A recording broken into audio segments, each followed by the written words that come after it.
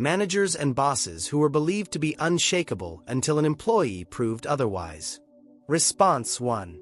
I worked in a breakfast place that had a large honey heater in the back, which we used to fill small honey cups for customers. This heater was periodically refilled with a gallon of honey. One day, a waitress went to refill it, but there was only enough space for half a gallon. Nevertheless, she kept pouring without stopping. The manager and I stared in astonishment for several seconds as the honey overflowed from the sides. Finally, the manager managed to say, "What the hell are you doing?" And she replied, "It won't stop coming out." Apparently, she didn't understand the concept of gravity. Response 2. I work in insurance. I'm a risk engineer specializing in multinational accounts. I've seen strange things while visiting facilities and argued with people who insist that oils don't burn because the National Fire Protection Association doesn't classify them as flammable. Or with those who think it's okay to pour acetone into a shrink-wrapping machine. However, the funniest case was at a food plant that used insulated polystyrene panels in their large freezers. They insisted they didn't need to fix the big holes in the walls because fire could never get in there, and that I was naive for suggesting such a possibility. Well, somehow, welders set that wall on fire, and the entire plant burned down. Response 3. Since the welding company was fully responsible for the loss, they immediately went bankrupt. However, under a different name, the same welders won the contract to help with the reconstruction. Despite my recommendation to use non-flammable insulated panels or at least approved polyurethane insulated panels, the company used the same panels as before. During reconstruction, the same welders set the building on fire again, burning down half the plant when it was nearly fully rebuilt. Needless to say, we lost them as clients. In my industry, we have a saying, never underestimate people's creativity. Response 4. I was an assistant manager at a small family business. The hiring manager would hire young people fresh out of high school to work in the call center.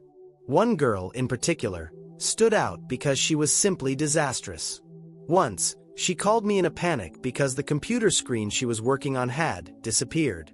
It turned out she had simply minimized the program. I showed her the buttons she pressed, and she was amazed to discover the minimize button. On another occasion, she called me in a panic because her Word didn't look right, but she had actually opened Notepad.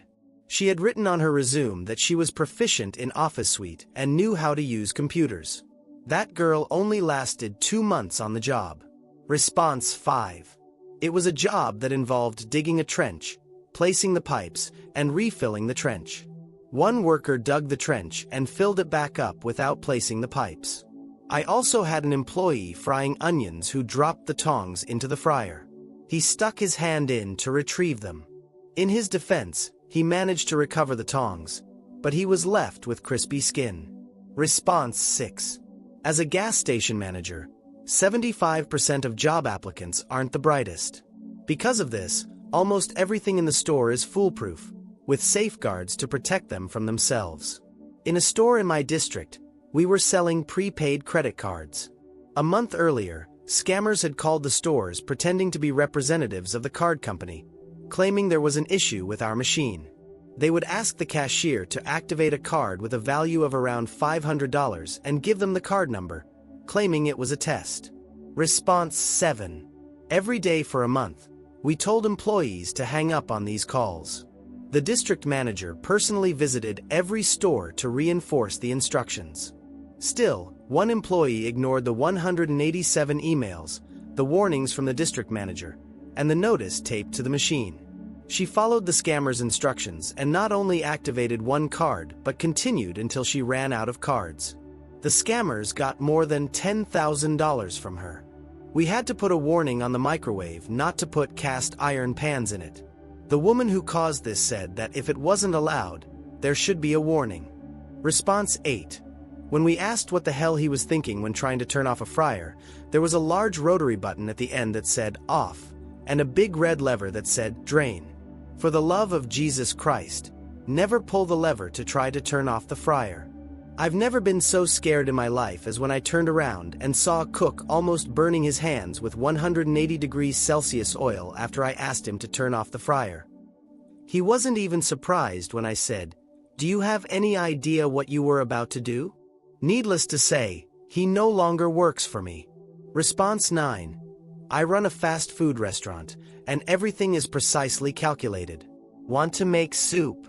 Take a bag of soup, place it in a small container, put the container in the microwave, press the soup button. It takes 1 minute to prepare and another 11 minutes in the microwave. Simple, right? Well, no. She insisted it was better to put it in a large container, heat it for 20 minutes, stirring every 3, until it was hot like lava and thick. Then add a cup of water and heat for another 5 minutes. Trust the researcher whose job was to find the most efficient method. Response 10. I hired a young woman to watch my kids for a few hours and clean the house a bit. We have a small dog. On her first day, I received a call saying someone found my dog running down the street. It wasn't a big problem. I told her to ensure the dog didn't get out. On the second day, another call. The dog had escaped again. When I talked to her the second time, she seemed confused about why the dog couldn't go wherever it wanted. The following week, I had to fire her for another reason, but she seemed to struggle with keeping a simple door closed, something I thought was foolproof. Response 11. A coworker was cold, so he put his gloves in the microwave for 30 seconds but instead set it for 3 minutes. Then he ran to the bathroom. Both the microwave and the gloves were ruined, and the break room smelled awful for a week. Response 12. I had a coworker who was a receptionist at the time pour water into the paper shredder because it wasn't shredding properly and thought it needed lubrication. Now, she's responsible for office purchases and manages thousands of dollars in food orders daily. She's not the brightest person. Response 13. What's the most difficult way to create a Word document with an embedded spreadsheet?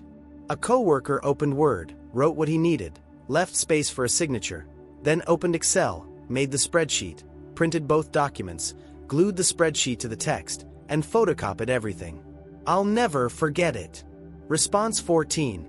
I'm not a manager or employer, but I work in tech support and have seen some things. The most notable was a girl who couldn't eject a disk from her laptop. She tried using her nails. I pointed to the button next to the disk compartment, and she pressed it as hard as if her life depended on it. Nothing happened, but I wasn't surprised.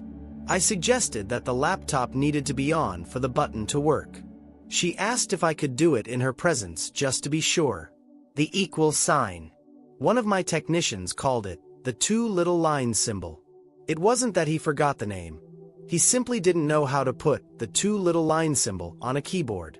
I own a pizzeria and have had people who just can't figure out the geometry of cutting a pizza. Response 15. An EpiPen. I used to be a pharmacy technician about 6 years ago. One of the girls I worked with was completely useless, and we hired her equally useless friend. One of them was a nationally certified pharmacy tech leader, and the other was just there because we needed help.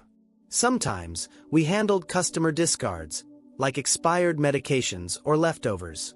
A woman brought her child's expired EpiPens. These things are designed for emergencies and are well labeled with instructions. Both girls handled this, but one grabbed it the wrong way and injected it into her own thumb. She ended up in the hospital. Now, employees are no longer allowed to handle EpiPens. Response 16. A woman I work with at a bank found a news article relevant to our industry and wanted to share it with everyone. Instead of sending us a link or something, she printed it, then scanned it, and emailed it to us. Response 17.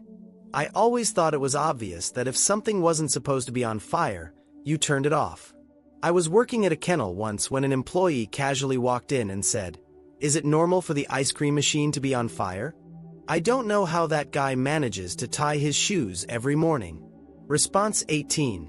It was a slow day, so I looked for an employee to help me clean the bathrooms. I picked someone at random because they were all somewhat useless, so it didn't matter much. And boy, did I choose one of the worst. She gave me a blank stare when I explained that we would clean mirrors, sinks, scrub toilets, collect trash, and mop. When I finished the list of basic, simple tasks, she nodded and said, "All right, I'll mop." There were about 5 toilets, and after cleaning one, I turned to leave the stall only to find the floor in front of me was wet.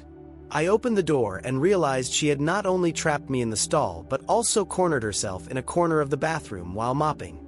Her mopping technique consisted of dumping a lot of water and moving the mop around a little. She didn't help with anything else.